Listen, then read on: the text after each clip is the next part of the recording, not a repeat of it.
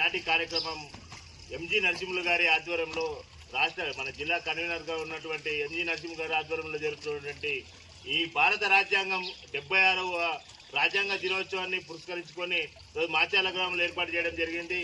దానికి మన కూడి వచ్చిన సహోదరులందరికీ, తర్వాత మహిళలకు కూడా పేరు పేరున ధన్యవాదాలు.